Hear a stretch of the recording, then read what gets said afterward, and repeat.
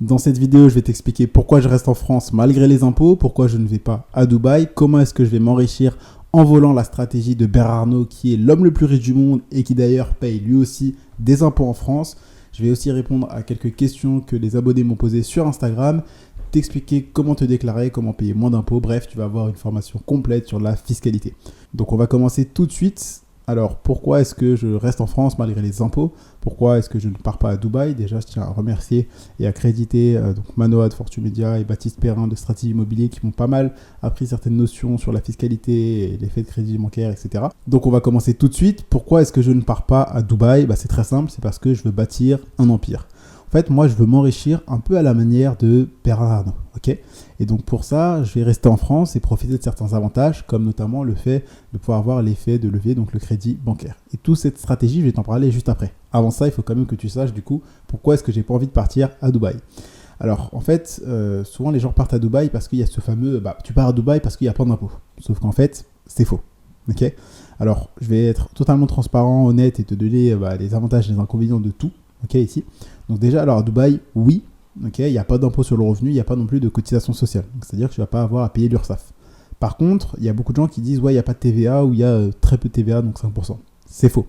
En fait, si toi, tu lances un business et que tu pars à Dubaï, tu vas payer 20% de TVA. Pourquoi? Parce que la TVA, ça dépend de la résidence fiscale de ton client, puisque c'est une taxe qui est payée par le client final du bien ou du service. Donc en gros, étant donné que toi, ton client est en France, tu vas avoir 20% de TVA. Donc c'est pareil qu'en France, ok? Ensuite, pour l'impôt sur les sociétés, à Dubaï, tu auras 9% d'IS, donc d'impôt sur les sociétés. Et bien évidemment, donc si toi tu fais moins de 375 000 dinars, ce qui correspond à moins de 93 933 euros par an, tu auras 0% d'impôt sur les sociétés. Là où en France, si tu fais moins de 42 500 euros de bénéfices, tu vas devoir payer 15% d'impôt sur les sociétés et 25% si tu dépasses du coup les 42 000. Et donc, si tu veux avoir 0% d'impôt sur les sociétés quand tu es à Dubaï, il faudrait faire moins de 7 800 euros par mois. Personnellement, donc dans mon cas, je fais beaucoup plus que ça. D'accord, je t'ai mis mes résultats par exemple sur 2022 et sur 2023. J'ai fait beaucoup plus que ça. Donc, oui, même 2 fois oui. Je t'ai mis une petite image pour te faire remonter en termes d'attention. Mais plus sérieusement, à l'instant T aujourd'hui, oui, je paierais moins d'impôts si j'allais à Dubaï. Ok, puisque forcément, si je paye moins, je gagne beaucoup plus d'argent. Par contre, attention, ok. Est-ce que tu te rappelles pourquoi toi, tu as voulu devenir entrepreneur? Parce qu'en général, si toi, tu veux être entrepreneur, si tu veux gagner de l'argent, c'est pour avoir plus de liberté. C'est pas pour rester enfermé 6 mois dans une putain de tour à Dubaï. En fait, Dubaï, pour moi, je le considère comme une prison dorée. Parce que pour être résident fiscal aux Émirats Arabes Unis, tu dois rester 6 mois là-bas. Ok, donc 181, 183 jours. Et donc, je considère ça comme une prison dorée, personnellement. Et j'ai pas envie de ça. Alors qu'en France, tu peux un peu bouger où tu veux. Tu n'es pas obligé de rester un certain nombre de jours pour être résident fiscal français. Et donc, moi, quand je veux être entrepreneur, quand j'ai voulu et tant que je le suis, c'est pour aussi voyager, c'est pour gagner de l'argent, c'est pour partir par exemple à Bali, comme je l'ai fait en 2022, en Italie, au Portugal, comme récemment. En fait, quand tu es entrepreneur, tu veux justement être libre, tu veux voyager, tu veux te faire plaisir, tu veux voir ta famille, tes amis, tu veux te créer des souvenirs. Tu n'as pas envie de rester enfermé à un endroit juste pour économiser quelques euros, quelques centaines d'euros, quelques milliers d'euros. En tout cas, c'est ma vision. Et donc là, il y a plein de gens qui vont dire « Ok, Kenzie, t'es libre, mais du coup, tu te fais défoncer par les impôts. » Alors oui, okay, sur le court terme, encore quand je le disais, à l'instant T, je me fais défoncer, mais moi, j'ai une stratégie long terme. Ce que je veux, c'est bâtir un empire en mode Bernard Arnault. Donc, je ne souhaite pas être milliardaire en étant vieux, etc. Ce que je veux, c'est voir long terme et bâtir un empire. Ce que je veux, c'est utiliser de l'argent des banques. Et je vais t'expliquer ça tout de suite, mais avant ça, on va d'abord passer à « je me fais défoncer par les impôts ». Alors oui, totalement. Je t'ai fait un petit dessin ici, d'accord? Donc déjà, moi, il faut savoir que je suis en société, je ne suis pas en micro-entreprise, on verra juste après pour la micro-entreprise, mais en gros, tu as deux types de sociétés, tu as les sociétés commerciales, et du coup, dans ces sociétés-là, tu as par exemple la SAS ou la SARL. Donc SARL, c'est plus optimisé pour les salaires, et SAS, c'est plus optimisé pour quand tu te verses des dividendes, ce qui est mon cas. Et donc tout ça, on le verra juste après. Donc si par exemple, tu vends un truc à 1000 euros, il y a plein de gens qui vont dire, ok, je vends à 1000 euros, sauf que dedans, il y a la TVA. Donc soit tu vas la rajouter, donc puisque c'est 20% de TVA, ça fait 1200 euros. Soit, et c'est généralement ce qui se passe, c'est que tu vas l'absorber, la TVA. Donc c'est-à-dire que les 1000 euros, ça va devenir ton TTC, donc ton prix de vente qui sera affiché sur ton site. Et derrière, toi, en hors taxe, donc après la TVA, ce que tu vas avoir, c'est 833 euros. Donc si ensuite tu enlèves les frais Stripe, les détroits charges, les prestataires, etc., il te reste, on va dire, 800 euros dans la poche de bénéfices avant impôt. D'accord ? Et ensuite, tu enlèves du coup 15% donc d'IS, donc l'impôt sur les sociétés. Donc 15%, pourquoi? Parce que c'est en dessous du seuil, mais sinon ça pourrait être 25% si tu avais dépassé. Mais là on prend 15. Et du coup ça fait qu'il te reste, après impôt, 680 euros. Ok? Sauf que du coup ça c'est l'argent qui est dans ta boîte, dans ta société. Personnellement pour moi c'est l'argent qui est dans la société. Donc après il faut que je me le retire cet argent. Et donc cet argent quand je le retire, tu es imposé à la flat tax qui est à hauteur de 30%. Et du coup ça fait qu'il te reste 476 euros dans la poche. Et sur ces 416 euros, après, tu vas encore payer 20% de TVA quand tu vas aller t'acheter 2-3 trucs, que ce soit des restos, des voyages, etc. Du coup, tu te fais défoncer quand tu es en France par les impôts. Mais il y a un avantage à ça qui te permet de ensuite bâtir un empire. Et d'ailleurs, parenthèse, il faut savoir que tu peux payer moins d'impôts.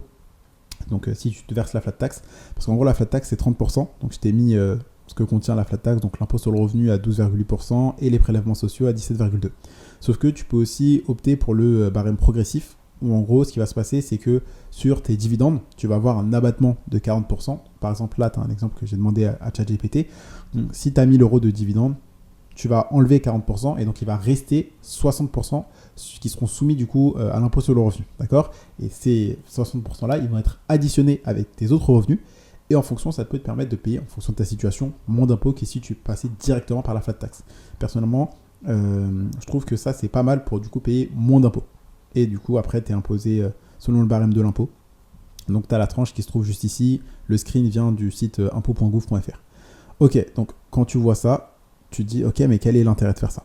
Pourquoi est-ce que tu te fais défoncer? Parce qu'encore une fois, moi, je vois long terme. Je veux bâtir un empire. Et comment? Avec le fameux système d'une holding. Donc, une holding, c'est une entreprise, une société dont le seul but, la seule activité, c'est de détenir des parts. Donc, elle doit posséder des parts dans d'autres entreprises. Et moi, ce que je veux, c'est avoir un régime mère-fille. C'est-à-dire que là, j'ai ma SAS, donc Olympe Company Limited, donc ma société d'infoproduits de coaching. Et tout simplement, dans quelques années, je vais pouvoir créer une holding parce que j'aurai beaucoup de trésorerie, j'aurai beaucoup plus d'argent. Et donc, ce que je veux, c'est créer une holding qui va détenir des parts dans la SAS. Et ça va aussi me permettre de pouvoir créer après une SCI, donc société côté immobilière, qui va me permettre de justement investir en immobilier. Et donc, en fait, ce qui est bien quand tu as une holding, c'est que quand toi, tu veux te verser les bénéfices de ton entreprise dans ta poche, au lieu de te les verser, puisque du coup, quand tu te les verses en perso, tu payes 30% de taxe puisque tu es une personne physique, ben, tu peux les faire remonter directement dans la holding. Et du coup, au lieu de payer 30% de flat tax, tu n'en payeras que 5%. Parce que tout simplement, ça appartient à ta holding. Et pour ça, il faut juste que la holding détienne plus de 5% des parts de ta boîte et qu'elle les ait tenues pendant plus de 2 ans. Ok? Donc, rien qu'en faisant ça, tu payes moins d'impôts. Donc là, tu peux dire, ok Candy, mais du coup, à quoi ça te sert de payer des impôts puisque tu l'as dit, avec Dubaï, tu paierais moins? Déjà, parce que je veux être libre, j'ai pas envie de rester enfermé à Dubaï. Et 2, parce qu'en fait, quand tu payes des impôts, et ça Manuel disait aussi, c'est qu'en fait, tu cotises pour ton droit à l'emprunt. Tu vas pouvoir montrer patte blanche auprès des banques. Et ça, ce qui est bien, c'est qu'en fait, ça va te permettre, tout simplement, d'avoir ce qu'on appelle aujourd'hui l'effet de levier. Et en fait, tu peux aujourd'hui, quand tu auras ta holding, donc imaginons que tu as par exemple, 100 000 euros de trésorerie ou 1 million, on va dire. Tu as 1 million de trésorerie, tu peux aller voir une banque et lui dire bonjour, ça fait 2-3 ans qu'on paye des impôts en France, on a ça de trésorerie, on fait ça comme bénéfice, etc., etc. Combien vous pouvez nous prêter? Et en fait, elle peut te prêter entre 1 à 10 fois ta trésorerie nette. C'est-à-dire que si tu as par exemple 1 million d'euros en trésorerie, la banque peut te prêter 1 million à 10 millions. Et en fait, ça, c'est ce qu'on appelle l'effet de levier. Et c'est peut-être même des seuls gros avantages d'être en France avec le fait d'avoir ta famille, la bonne nourriture, etc. C'est ça. C'est qu'avec très peu d'argent, tu peux lever énormément. Et là, tu vas faire des gros coups. Et l'avantage d'être en France, c'est justement que tu vas pouvoir avoir la possibilité d'emprunter la quasi-totalité, voire même la totalité d'un investissement. Donc les fameux prêts à 110%, par exemple en immobilier. Donc concrètement, si tu dois acheter un bien qui par exemple te coûte 150 000 euros, tu peux le faire financer totalement par la banque. Et ce qui est bien, c'est qu'historiquement en France, on a eu les taux les plus bas parmi tous les pays. D'accord? Donc je t'ai mis un screen du site lesfurets.com où tu peux voir, par exemple en 2021, on était à 1%. Donc là, avec les situations économiques, on a augmenté, on est aux alentours des 3 à 4%. Mais si tu compares, par exemple, comparé aux Émirats Arabes Unis, donc d'ailleurs je t'émettrai toutes les ressources dans la description, eux ils sont aux alentours de 5,5%, nous on est à 4,5%. Sachant que tu peux dire, ok, c'est presque similaire, mais du coup, vu que je paye moins d'impôts à Dubaï, je peux aller demander un prêt, donc comme ça je suis gagnant, sauf que c'est dur d'emprunter quand tu es étranger. À Dubaï, ils ne vont pas forcément faire de prêt à 110%, Et également, il y a beaucoup d'expatriés à Dubaï qui doivent payer et financer en cash. C'est-à-dire que c'est assez difficile de faire un emprunt dans certains pays. Tu vois, donc je ne dis pas que c'est impossible, encore une fois, mais c'est beaucoup plus facile en France quand tu as une bonne situation, quand tu as fait les choses légalement, pas quand tu as essayé de se passer sous les radars et d'esquiver le système. Non, ok. Moi, je veux rester ici et faire les choses légalement. Et du coup, quand tu as un prêt immobilier, quand tu as des entreprises où tu payes des impôts en France, tu montes pas de blanche auprès des banques et ça te permet de cotiser à ton droit à l'emprunt. Et c'est là où tu vas pouvoir rentrer dans le jeu des riches, voire même des ultra riches, un peu comme Bernard Arnault, c'est d'utiliser l'effet de levier de la banque. Tu vas utiliser l'argent des autres, un peu de l'argent gratuit, pour t'enrichir. Et à partir de là, c'est là où tu peux faire des gros coups. C'est là où tu peux investir, par exemple, massivement dans l'immobilier. C'est là où tu peux racheter des boîtes, faire du private equity, etc. Et par exemple, Bernard Arnault, je t'ai mis ici un screen de la tribune, avec LVMH, ils ont payé plus de 13 milliards d'impôts en France. Alors que c'est pas là où ils font le plus gros du chiffre d'affaires. Tu vois ? Donc voilà pourquoi est-ce que moi je reste en France et pourquoi je ne pars pas à Dubaï. C'est parce que tout simplement, j'ai pas envie d'être dans une prison dorée où je dois être enfermé dans une tour pendant 6 mois juste pour bénéficier de quelques euros en moins que je vais payer en impôts. J'ai pas envie de m'éloigner de ma famille juste financièrement. Okay, si je veux être entrepreneur, si je le suis aujourd'hui, c'est pour être libre, c'est pour voyager. C'est pas pour rester physiquement à un endroit. Si j'ai quitté le salariat, c'est pas pour retrouver un peu le salariat avec les Dubaïotes. Donc, raison numéro 1. Et raison numéro 2, c'est l'effet de levier bancaire, le fait de pouvoir faire ce système-là, holding, donc régime mère-fille en France. Tu peux créer aussi une holding, peu importe les autres pays. Mais personnellement, je préfère faire ça en France, là où c'est carré, là où il n'y a aucun problème, là où par exemple, je peux rester une semaine en France et voyager tous les jours et tous les mois de l'année sans avoir à devoir rester enfermé. Principalement, donc c'est pour la liberté. Et aussi, surtout, on va pas se le cacher, pour l'effet de levier, donc le fameux crédit bancaire qui va me permettre de bâtir un empire en immobilier, de racheter pas mal de boîtes. Pourquoi pas faire un prêt, une Bernard Arnault, donc racheter des entreprises qui sont un peu en faillite ou un peu sur le déclin, les retaper et après les revendre plus cher. Donc voilà pourquoi est-ce que je reste en France malgré les impôts. Et maintenant, on va répondre aux questions des abonnés. Donc, alors, à partir de quel seuil est-ce qu'on doit passer en société et comment est-ce qu'on en crée une ? Alors, du coup, le seuil, je te l'ai mis juste ici. Pour les entreprises donc, qui vendent des biens, donc, que ce soit par exemple e-commerce ou quoi que ce soit, c'est 188 700 € de chiffre d'affaires annuel. Et pour ceux qui sont dans la prestation de services, donc par exemple création de contenu, vente de formation, coaching, c'est 77 700 € à l'année, ok, de chiffre d'affaires. Donc quand tu dépasses ce seuil, tu dois passer en entreprise. Comment est-ce qu'on en crée une ? Tu peux le faire sur des sites tels que Legalplex, LegalStart ou en ayant un comptable. D'ailleurs, si tu fais partie des membres de l'accompagnement, tu as accès du coup à mon réseau, donc que ce soit avocat fiscaliste, comptable, etc. Du coup, quelles sont les charges mensuelles, trimestrielles en société ? Donc ça dépend. Ça dépend de tes charges, etc., de ton salaire, etc. Par exemple, si tu as une SAS et que tu te verses un salaire de, par exemple, 1000 €, tu vas payer 614 € d'URSSAF. Alors qu'avec une SARL, tu vas payer beaucoup moins d'URSSAF, tu paieras à peu près entre 40 à 55%.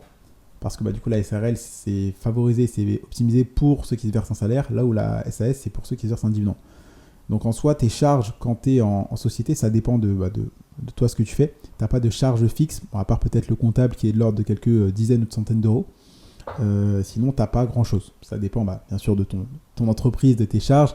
Moi, par exemple, j'ai Podia qui doit coûter 70 €, mais je paye l'abonnement à l'année, donc il y a 2 mois d'offert, donc c'est 700 €, tu vois.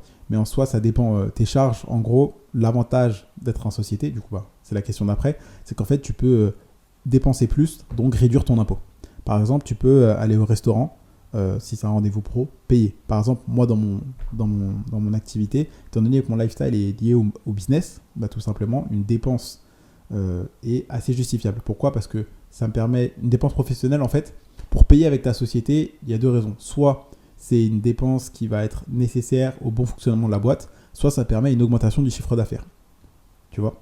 Donc, tu peux par exemple payer pas mal de choses avec ta société qui vont venir augmenter tes charges, donc augmenter tes dépenses et réduire derrière tes bénéfices et ton impôt sur le bénéfice. Donc, tu payes moins en finançant par exemple ton lifestyle, surtout quand tu es créateur de contenu. Donc voilà, tu peux payer par exemple des outils avec ta boîte, des logiciels, par exemple le logiciel là avec lequel je te filme, ou le micro, le matériel, etc. Ce qui va venir faire en sorte que toi, tu vas pouvoir gagner plus d'argent tout en payant moins d'impôts. Ensuite, y a-t-il des avantages d'être en société ? Du coup, j'ai répondu à cette question-là. Le prélèvement de la DGFiP se fait tous les combien de temps. Donc ça, c'est pour les impôts. Donc moi, personnellement, je suis mensuellement, c'est-à-dire que je paye la TVA tous les mois. Tu peux le faire annuellement et je crois normalement trimestriellement aussi. Donc c'est à toi de voir quand tu le choisis. Parler de l'ACRE. Donc on va poser la question pour l'ACRE. Donc l'ACRE, c'est très bien pour déjà, qu'est-ce que c'est l'ACRE? Déjà, c'est l'aide à la création et à la reprise d'entreprise. Donc c'est très bien et surtout, je le recommande aux micro-entrepreneurs qui commencent. Donc, quand toi tu te lances, tu ne seras pas en société, tu n'auras pas toutes ces charges, etc. Ce qui est bien, c'est que c'est beaucoup plus souple fiscalement.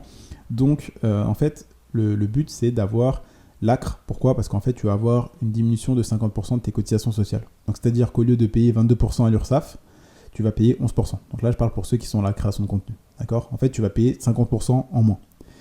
Donc, pour bénéficier de l'ACRE, tu as plusieurs situations différentes. Donc, je ne vais pas toutes te les citer. Je te laisserai regarder ici dans la vidéo, faire si tu veux. Et ensuite, du coup, pour avoir l'ACRE, tu as une demande à faire et c'est sur le site de l'INPI. Je te mets le lien ici. Je te laisserai faire ça par toi-même. Et du coup, quand est-ce que tu perds l'ACRE? Parce que du coup, une réduction de 50% des cotisations sociales, donc en gros, tu payes 50% de moins, c'est une économie de 50%, ça peut se perdre, forcément. En fait, elle est plus applicable quand toi, tu vas dépasser 46 000 euros de chiffre d'affaires sur l'année. Donc voilà. Mais en tout cas, avant ces 46 000 euros, tu paieras 50% de moins à l'URSSAF, ce qui est ultra avantageux, ultra rentable et tu vas gagner beaucoup d'argent. Et c'est pour ça qu'en fait, quand tu es en micro-entreprise, quand tu débutes, lance-toi en micro-entreprise, ça te permet de te lancer avec beaucoup moins de charges, beaucoup moins de frais, beaucoup plus de flexibilité, d'encaisser un maximum d'argent, de coffrer un maximum. Et après, quand tu dépasses les seuils, tu passes en société. Oui, tu te fais un peu défoncer pendant 1, 2, 3 ans avec les impôts, mais après, sur le long terme, ça te permet de montrer patte blanche auprès des banques. Regardez, on a une entreprise rentable en France, on paye ça d'impôts et ça te permet de lever un paquet, mais vraiment un gros paquet d'argent. Puisque tu peux lever entre 1 à 10 fois ce que tu as en trésorerie nette et du coup après investir en immobilier, acheter des boîtes, etc. Du coup, comment faire un montage fiscal? Alors ça, je ne suis pas avocat fiscaliste ni expert comptable, donc je t'invite à te rapprocher d'un avocat fiscaliste. Mais moi, personnellement, le montage que je ferai, c'est un montage avec une holding. Je créerai également une SCI plus tard quand je voudrais investir en immobilier. Donc pour une SCI, il faut 2 personnes, tout simplement. Donc je vais m'associer juste, moi, Candy, personne physique, avec la holding qui est une personne morale pour créer la SCI. Et en gros, je vais faire du chiffre avec Olympe. Je vais remonter les dividendes dans la holding. Je paierai seulement 5% de flat tax au lieu de 30%. Et du coup, l'avantage de ce montage, c'est que les dividendes que tu vas faire ici, les bénéfices, tu vas pouvoir les remonter là, et au lieu de payer 30%, tu paieras que 5%. Ensuite, tu vas pouvoir les réinvestir dans la SCI, aller voir une banque, lui dire bonjour, on a tout ça d'argent, et tu vas lever un paquet d'argent. Est-ce que c'est intéressant d'avoir un comptable? Alors oui, quand tu es en micro-entreprise, c'est pas forcément obligatoire. Intéressant, si tu dépenses beaucoup moins que ce que tu gagnes, ça devrait aller. Après, un comptable, quand tu es en société, c'est obligatoire. Tu es obligé d'avoir un expert comptable. Et pour en avoir un, par exemple, si tu es dans l'accompagnement, tu as le contact. Sinon, tu peux aller sur Legal Start, Legal Place et avoir un comptable ou sinon regarder sur Google. Comment faire une déclaration d'impôt? Donc la déclaration d'impôt, c'est sur ce site-là, donc impôt.gouv. Et après, tu fais ça dans votre espace professionnel et tu déclares tes revenus. Tu auras un gros bouton déclaration en ligne. Donc voilà. J'ai expliqué pour ces questions-là. Et du coup, comment payer moins d'impôts? Quand tu es en société, c'est très simple. Tu payes avec ta société, tu déduis des charges. En fait, tu crées de la charge. Donc, tu dépenses par exemple dans du matériel, dans des outils, dans du voyage. Si par exemple, dans mon cas, tu sais que derrière ça sera rentabilisé parce que tu vas pouvoir faire un vlog qui va attirer des nouveaux clients, donc nécessaire et permettant une augmentation de CA. Donc, voilà. Pourquoi rester en France si elle taxe autant dans énormément de domaines? Donc, comme j'ai répondu, du coup, c'est très simple. C'est parce que, 1, j'ai toujours cette liberté. Je ne suis pas obligé de rester dans le pays pendant une certaine durée. Et 2, parce que tu bénéficies de l'effet de levier, donc le crédit bancaire qui te permet d'emprunter énormément et d'utiliser ça pour te faire un empire comme tout simplement Bernard Arnault l'a fait, où lui, il a utilisé l'argent des banques pour acheter des entreprises, les retaper, et voilà. Alors, du coup, il y a une question de Nicolas. En micro-entreprise, est-ce que c'est possible d'avoir plusieurs activités, e-com, infoproduits? Alors oui, totalement. Tu peux rajouter une seconde activité, tout ça en faisant sur le site de l'INPI, donc INPI, et en rajoutant une seconde activité. Est-ce que tu conseillerais Shine pour commencer ou tout faire solo et devoir ouvrir un second compte? Personnellement, je ne recommande pas Shine parce que je n'utilise pas. J'en ai pas eu forcément des bons retours. Moi, la banque que j'utilise, c'est Conto. Je l'utilise depuis 2019 et j'ai eu aucun problème avec. zéro blocage, etc. Il y a plein de gens qui se font bloquer des comptes N26, Revolut ou parfois Conto. Pourquoi ? Parce qu'ils font soit du blanchiment, soit ils n'apportent pas de preuves que leur argent et leurs revenus viennent de manière légale. Et donc forcément, la banque n'a pas envie de dealer avec des mauvaises personnes. Mais je suis chez Conto, il n'y a aucun problème. Je te mettrai un lien dans la description. Ça peut être potentiellement un lien de parrainage où on se partage tous les deux 80 €. Quels sont les avantages de rester en France et pourquoi ne pas s'expatrier ? Du coup, j'ai répondu à la question. Où apprendre la fiscalité et ce qui s'entoure. Livre, alors vidéo YouTube ou autre. Livre, je ne recommande pas forcément. Tu peux apprendre les bases de la comptabilité, mais la fiscalité, ça bouge beaucoup. Par exemple, les seuils, si tu vois cette vidéo dans 2-3 ans, auront peut-être un peu changé de quelques centaines d'euros. Donc un livre, je ne recommande pas. Par contre, que ce soit vidéo, surtout que ce soit prendre un expert comptable ou un avocat fiscaliste et demander des conseils. Mais surtout, apprends auprès de personnes qui sont dans le jeu et qui ne se font pas défoncer.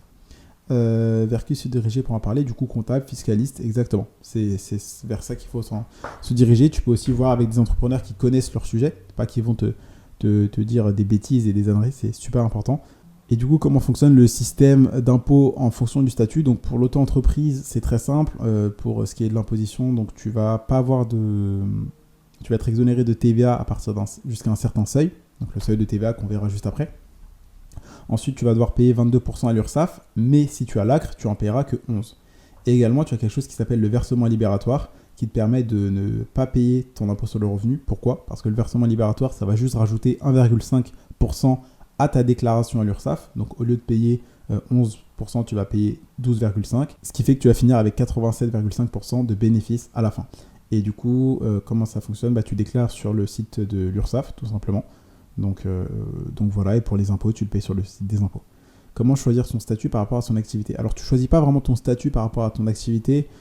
Au début, commence en micro-entreprise, je dirais. Et ensuite, quand tu dépasses les seuils, ou par exemple, si tu as un associé dès le départ, tu crées une société. Ensuite, ça dépend de votre stratégie. Si vous voulez vous verser du salaire et moins de dividendes, faites une SARL. Et si vous voulez vous verser beaucoup de dividendes et moins de salaire, du coup, pour ne pas avoir à payer d'URSSAF, faites une SAS. Après, il y a encore d'autres avantages et inconvénients à prendre l'un ou l'autre. C'est en fonction de la situation de chacun. En tout cas, je te partage ce que je fais, ce que je sais par rapport à ce qu'on m'a partagé et appris et mon expérience.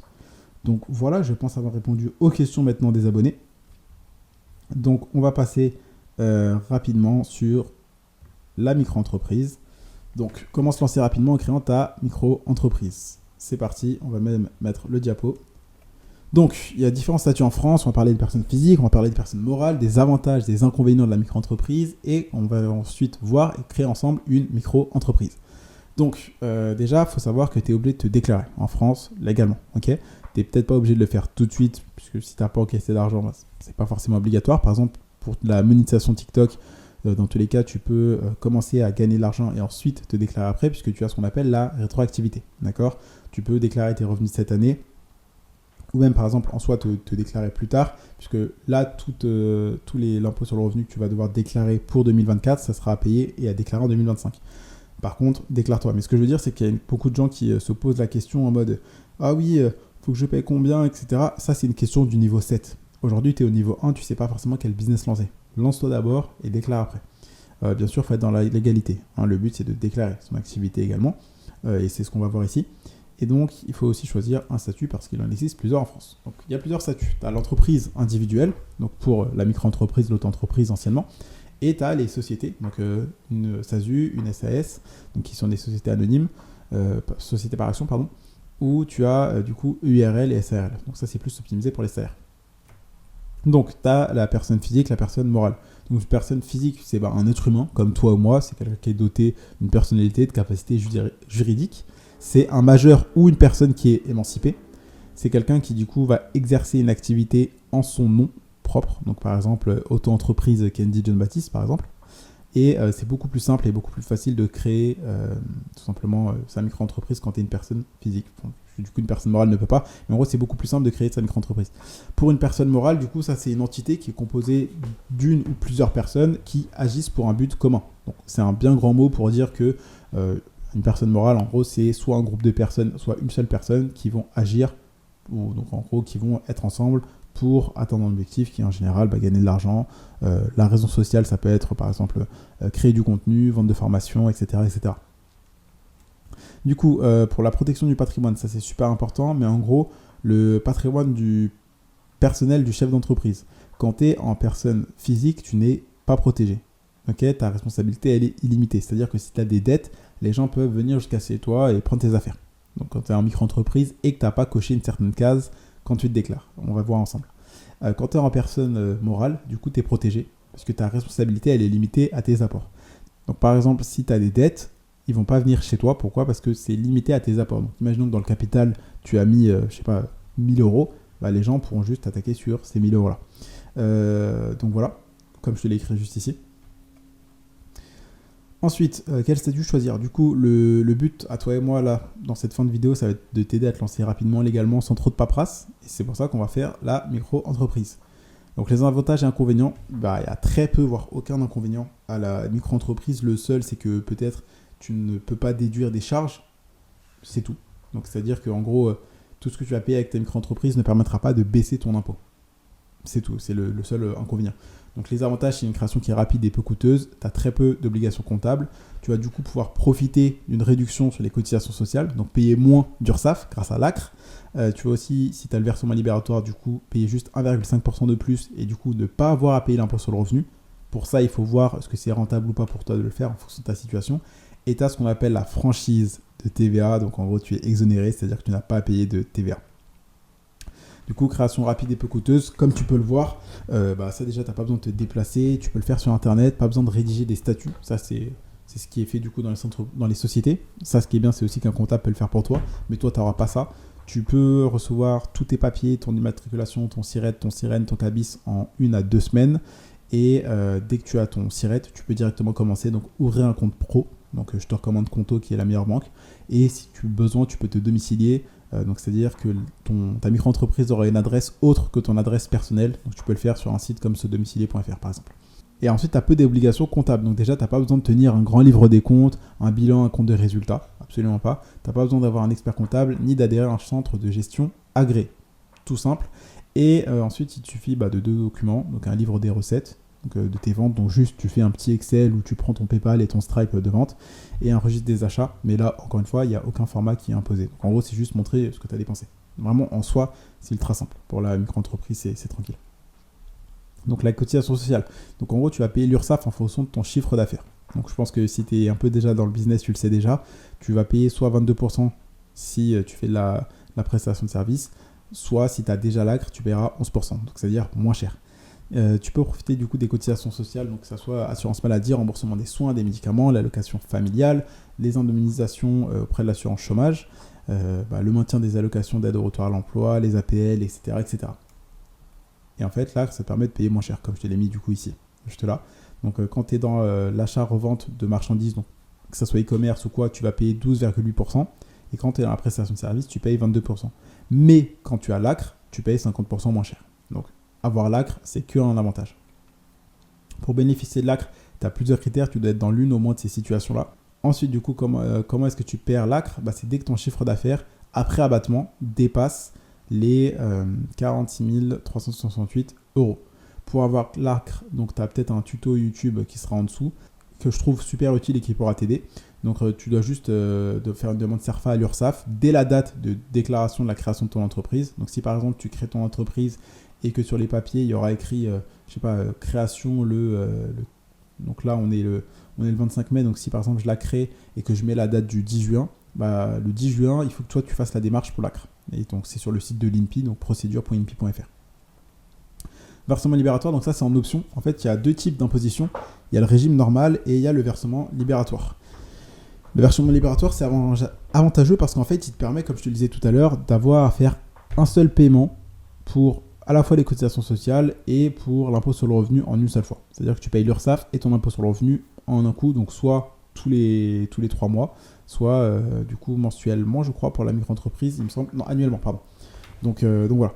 Ensuite, donc c'est simple, tu payes un pourcentage du chiffre d'affaires correspondant au montant sur l'impôt sur le revenu. Donc toi, vu que tu es dans la prestation de service, c'est 1,7%, pardon, pas 1,5. 1,7% que tu as payé. Donc c'est-à-dire que si tu fais 10 000 euros par mois, tu vas payer 11%, donc 1 100 euros à l'URSSAF. Et si tu prends aussi le versement libératoire, tu vas payer Tac, tac, tac.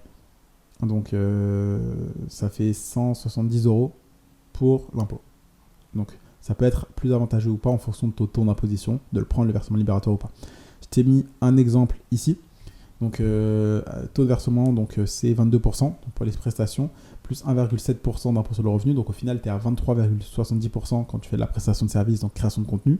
Donc, c'est-à-dire qu'au final, je vais te le faire le calcul tout de suite, tu fais 100 moins 23,70, ça fait que tu marges à 76,3%. C'est énorme. Pour rappel, l'e-commerce, tu marges entre 10 à 30%. Et donc, sans le versement libératoire, le bénéfice imposable est déterminé par l'administration fiscale qui va appliquer au chiffre d'affaires un abattement forfaitaire de 71% du CA si tu fais de l'achat-revente, 50% pour ceux qui font des BIC et 34% pour les BNC, donc bénéfices non commerciaux. Alors, le versement libératoire, comme je te le disais, du coup, c'est en fonction de ta situation. Ça te permet de payer moins d'impôts sur le revenu, c'est très avantageux. Il y a des conditions pour en bénéficier. Et encore une fois, c'est à voir, est-ce qu'avec ça, tu payeras moins ou plus, en fonction de ta situation. Du coup, pour bénéficier, voici les conditions. C'est avoir le régime de la micro-entreprise, puisque quand tu es en société, tu ne l'as pas, malheureusement, le versement libératoire. Et un revenu fiscal de référence N-2 qui doit être inférieur à. Donc déjà, je t'explique. Donc ça veut dire que tu dois avoir un revenu d'il y a 2 ans qui est inférieur à un certain montant. Donc par exemple là, à l'heure où je t'enregistre ça, on est en 2024. Donc ça veut dire qu'en 2022, si par exemple tu étais tout seul chez toi, tu devais gagner moins de 27 794 € pour avoir le versement libératoire. Si vous étiez deux, un couple par exemple, ça devait être moins de ça, etc. Alors, ensuite, avec le chiffre d'affaires du coup de N-1, donc N-1 c'est l'année d'avant, donc l'année 2023 par exemple, doit être inférieur à 70 000 pour les prestations de services, 170 000 pour la vente de marchandises. Donc c'est des fourchettes, puisque en soi, là, les chiffres vont un peu bouger, mais c'est pareil que les fourchettes de tout à l'heure. Tu peux taper dans tous les cas seuil, versement libératoire, chiffre d'affaires sur Google, mais à peu près c'est ça. Du coup, pour la franchise de TVA, donc ça c'est en option, mais je te recommande de la prendre. En fait, ça t'es exonéré d'impôt, de TVA. C'est-à-dire qu'en fait, toi, tu vas collecter 0 TVA, donc tu ne vas pas facturer la TVA. Tout simplement, tu ne vas pas collecter la TVA, c'est-à-dire que sur les 1 000 € dont je parlais tout à l'heure, les 1 000 € seront à toi. Tu n'auras pas les 833 € d'hors taxe, puisque tu ne payes pas la TVA. Et du coup, ce qui est bien aussi, hein, un peu pas bien, mais en tout cas, dans tous les cas, c'est avantageux, c'est que tu n'as pas à déduire la TVA. C'est-à-dire que si par exemple, on te fait une facture, tu vas au restaurant, tu payes 100 €, bah, tu as toujours du coup, je crois que c'est 5% au restaurant, donc tu auras 5 € de TVA, mais ça tu ne pourras pas le déduire. C'est-à-dire que ça ne va pas enlever ce que tu dois payer. Mais on s'en fiche, puisque dans tous les cas, tu payes 0 TVA tant que tu as la franchise, tu es exonéré. Donc l'avantage, c'est que tu peux par exemple proposer des prix qui sont inférieurs à la concurrence, qui eux doivent facturer la TVA. Donc ça, c'est plus bien quand tu es en e-commerce. Mais dans tous les cas, là, ce qui est bien, c'est que dans tous les cas, ça te fait une meilleure marge que la concurrence, puisque eux, ils sont un peu bouffés par la TVA. Donc tu vas faire plus de profit en ayant la franchise de TVA quand tu es en micro-entreprise. Okay, donc voilà, je t'ai mis ici ce que tu dois avoir pour bénéficier de la franchise de TVA. Donc tu auras ma tête à droite, donc je ne vais pas tout te lire, donc je pense que tu pourras faire pause et lire ceci. Mais en gros, ton chiffre d'affaires de l'année dernière, donc précédente, ça ne doit pas dépasser 36 800 €. Ton chiffre d'affaires d'il y a 2 ans, ça ne doit pas dépasser 36 800 €. Et celui de l'an dernier, si tu l'as dépassé, ne doit pas être en dessous de 39 000. C'est-à-dire que si il y a 2 ans, tu as fait plus de 36 000, bah, l'année d'il y a 1 an, donc 2023, tu dois faire moins de 39 000. Okay, et le chiffre d'affaires de cette année doit faire moins de 39 100 €. Si tu le dépasses, tu vas devoir payer la TVA au premier jour du mois de dépassement. C'est-à-dire que si là, par exemple, tu as dépassé le seuil en mai, bah boum, tu payes tout simplement la TVA. Donc comme je te l'ai dit, donc si toi tu dépasses ce seuil, bah en fait ta micro-entreprise elle doit facturer et elle doit collecter la TVA pour reverser 20% à l'État. Donc c'est à dire que si par exemple avant tu fixais tes prix à 1000 €, bah, soit tu vas absorber la TVA, donc c'est à dire qu'au final tu vas gagner moins, parce que du coup pour rappel, absorber la TVA c'est faire ça.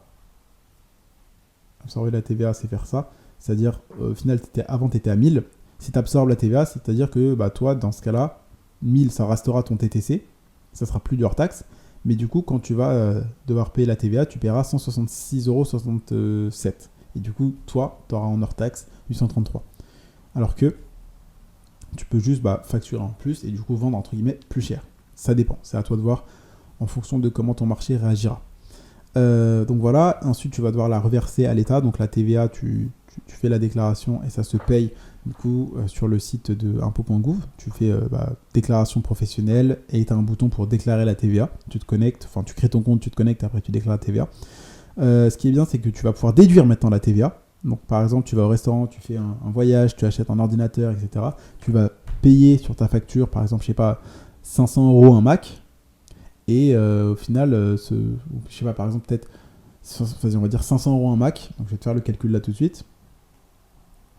Donc tu fais 500 fois 1,2. Non, 500 divisé par 1,2, ça fait 416. Donc ça fait que tu vas payer 416 € hors taxe et donc tu auras payé 84 € de TVA sur ton Mac. Donc tu vas pouvoir déduire 84 € de TVA, donc payer 84 € de moins en TVA. Donc je te montre pas la TVA, moi ça me saoule un peu. Pourtant pour certains c'est l'impôt qui est le plus juste. Mais bon, ça fait quand même de l'argent à donner et je trouve pas ça ouf. Mais bon, au final, d'après les gens, c'est ton client qui la paye. Mais bref. Donc en gros, ça te permet de payer moins à l'État, de déduire la TVA. Donc n'hésite pas à passer un maximum de frais en charge, donc en payant avec ta micro-entreprise ou ta société. Mais bien sûr, ça doit être une dépense qui est justifiée comptablement. Donc un, qui est nécessaire au bon fonctionnement de ta boîte, ou deux, qui te permet une augmentation de ton chiffre d'affaires. Ok, par exemple, tu ne veux pas te payer des vêtements avec ta boîte. Même si tu voyages, non, c'est interdit de payer des vêtements avec une boîte, par exemple. Donc tu peux déduire aussi du coup les achats de fournitures, de matériel informatique, les frais de transport, les abonnements, les repas, etc. Ok, donc quand je parle des repas, c'est repas pro, par exemple. Ok, donc ensuite tu as la CFE, donc cotisation foncière des entreprises. Donc là, en fait, ça c'est calculé par rapport à la valeur locative des biens immobiliers soumis à taxe foncière. C'est beaucoup de blabla pour dire qu'en fait tu vas juste payer une sorte de taxe foncière. Donc en gros, juste parce que tu es localisé à un endroit, tu vas devoir payer un peu, tout simplement. Tu peux faire une exonération pour la première année. Donc donc le lien c'est sur service public professionnel-entreprise / vos droits. Ou au pire, tu tapes juste exonération CFE et tu trouveras le lien. Et en fait, si ton CA ne dépasse pas les 5 000 € que tu peux du coup avoir la CFE. Mais bref, toi tu veux faire du chiffre, donc tu n'auras pas cette exonération. Et en soi, ça va, c'est que quelques centaines d'euros. Les inconvénients du coup, la micro-entreprise, j'en trouve pas, personnellement, à part le fait que tu ne peux pas déduire des charges et du coup baisser ton impôt et que tu es imposé sur les résultats. En soi, il n'y en a pas vraiment, je vais pas te mentir, c'est utile pour te lancer rapidement, tester, gagner un peu d'argent, voire même beaucoup d'argent avant de passer en société et là te faire un peu défoncer fiscalement. Mais la micro-entreprise, c'est bien si tu veux te lancer vite, de manière souple, sans avoir à être trop embêté, si tu veux payer moins, si tu veux pouvoir coffrer avant de passer en société. Vraiment, c'est le meilleur truc. Et ce qui est bien quand tu fais de la création de contenu, de la monétisation TikTok ou que tu développes en personal branding, que tu veux une formation ou un coaching, c'est qu'à la différence du e-commerce, tu as très peu de charges. Puisque tu crées du contenu, ça ne te coûte pas grand-chose, tu n'as pas de produits à payer, tu n'as pas de fournisseurs, etc. Donc toi, tu t'en fiches d'être imposé sur ton chiffre d'affaires, sur tes bénéfices quand tu as une micro-entreprise, parce que tout simplement, tu marges énormément. Tu marges 90% carrément. Du coup, on va passer maintenant au dernier chapitre de cette vidéo, qui est la création d'une micro-entreprise. Donc, on va se connecter. Je t'ai mis le lien ici. Donc, si c'est la première fois, toi, il faudra du coup que tu crées un compte. Moi, personnellement, j'en ai déjà un.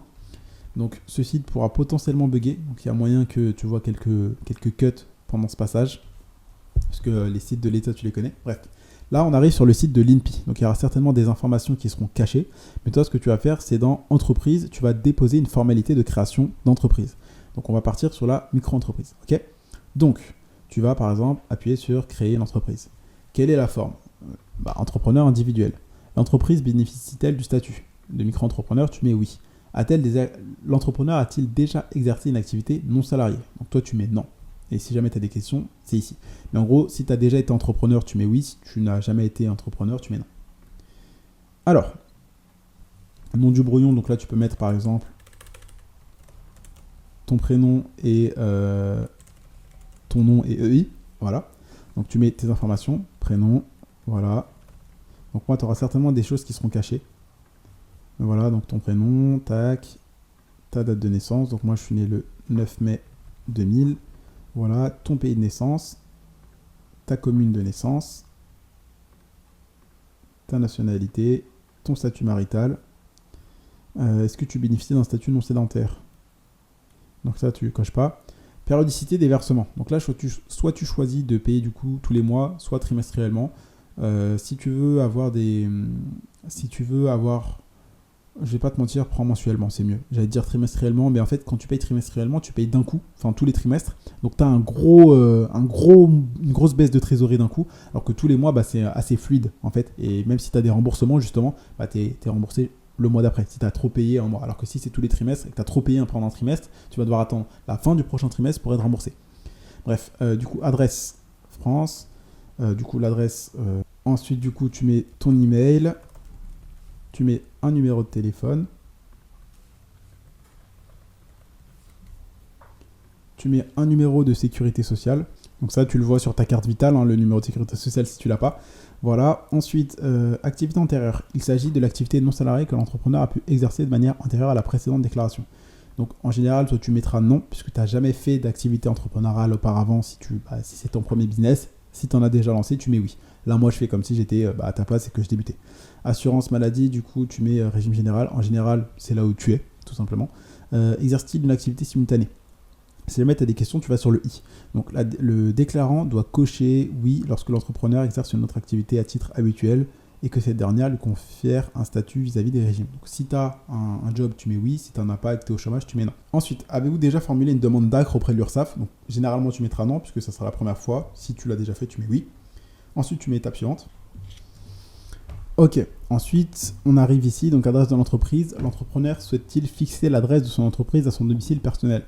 Donc en général, la plupart des personnes qui ont une micro-entreprise, ils vont mettre oui, et donc leur adresse sera affichée sur Internet personnellement. Donc moi, ce que je t'invite à faire, c'est que une fois que tu es déclaré, tu vas rapidement aller sur les sites, tu vas taper ton nom, prénom sur Internet, et tu vas tout simplement aller sur les sites, donc que ce soit société.com, impôts.gouv, etc. Tu vas descendre, tu vas aller dans nous contacter, et tu leur demandes tout simplement de supprimer ton adresse. Ou sinon, tu mets ici non. Le déclarant a-t-il recours à une entreprise de domiciliation? Tu mets oui. Et après, tu passes par ce domicilié, par exemple. Donc moi, c'est également eux chez qui je suis. Donc ce domicilié.fr. Et voilà. Donc là, pour ici, on va mettre oui. Et dans tous les cas, c'est ce que la plupart des personnes font. Donc voilà, dans tous les cas, tu peux demander à ce que les gens suppriment ton adresse. Voilà, tu fais étape suivante. Ensuite, un contrat d'appui a-t-il été conclu? Donc si jamais tu ne sais pas ce que c'est, tu vas ici. Cette section est dédiée au contrat d'appui au projet d'entreprise. CAP, permettant de bénéficier d'un accompagnement, aide matérielle, financière en échange d'un engagement à suivre un programme de préparation ou création de reprise d'entreprise. Donc là, si toi tu n'en as pas, tu mets non. Voilà, suivant. À ne pas confondre, ça c'est pas l'ACRE. C'est pas l'ACRE. Voilà, donc tu n'as pas besoin d'avoir de représentants normalement. Autres personnes qui peuvent engager ton entreprise, il n'y a que toi. Donc voilà, s'agit-il d'une déclaration de renonciation à l'insaisissabilité sur la résidence principale? Donc, cochez oui si la résidence principale est devenue saisissable suite à une déclaration de renoncement. Donc, toi, ta résidence, elle ne sera pas prise. Donc, non, je ne renonce pas à l'insaisissabilité de ma maison. Si tu mettais oui, ça veut dire que tu renonces au fait que personne ne peut prendre ta maison. Donc, toi, tu mets non. Ensuite, tu fais suivant. Ensuite, là, tu mets un nom commercial pour ton entreprise, donc ta micro-entreprise. Soit tu mets nom, prénom et EI, soit tu trouves un nom stylé. Donc moi, par exemple, je sais pas, genre la K-Corp, Candy Corp, tu vois, ou je sais pas, voilà. Ou tu mets juste Candy, EI, ou... Enfin, là, c'est pour moi, donc toi, tu mets ton prénom et ton truc à toi. Voilà, ensuite, adresse de l'établissement. Donc là, tu saisis l'adresse que tu as choisie précédemment. Présence de salariés, donc en général, tu mets non. Bien sûr, si toi, t'en as, tu mets oui. Voilà, et c'est là où tu vas ajouter des activités. Et là, ça devient important. Donc, activité principale, tu mets oui. Jour, donc là, c'est là où tu choisis la date. Donc moi, par exemple, je vais choisir 15 jours après la date de déclaration actuelle. Ça laissera peut-être le temps au papier de venir. Si tu veux, au pire, tu le mets le 30 du mois d'après, ou le 1, le 1er, par exemple, du mois suivant. C'est-à-dire que là, on est le 25 mai. Le temps qu'on reçoive les papiers, sera peut-être le 15 ou le 20 juin. Donc, je vais mettre le début pour le 1er juillet. Ok ?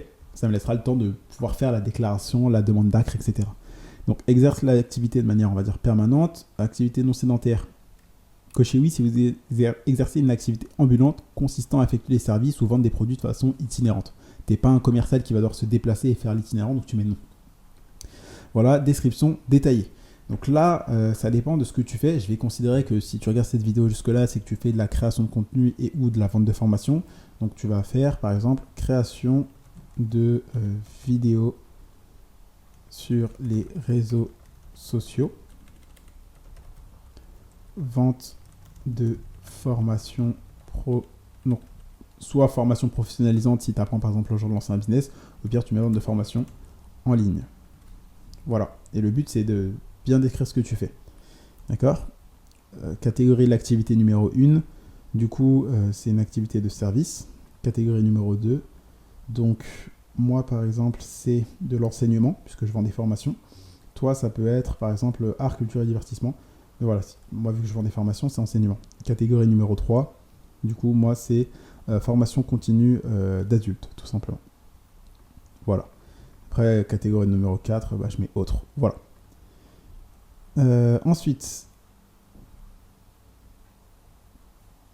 Ensuite, du coup, tu mets ton type d'origine. Donc, toi, c'est la création d'entreprise, c'est pas la reprise. Et tu mets étape suivante. Voilà. Liste des activités à l'aide du bouton. Donc, là, tu peux rajouter une autre activité à ta micro-entreprise si tu veux. Donc, tu peux rajouter activité, par exemple, e-commerce. Et après, tu choisis, du coup, voilà. Mais là, tu es déjà bien comme ça. Tu fais étape suivante. Tu mets le nom de domaine internet. Donc, si tu as un site. Si tu n'en as pas, tu fais suivant.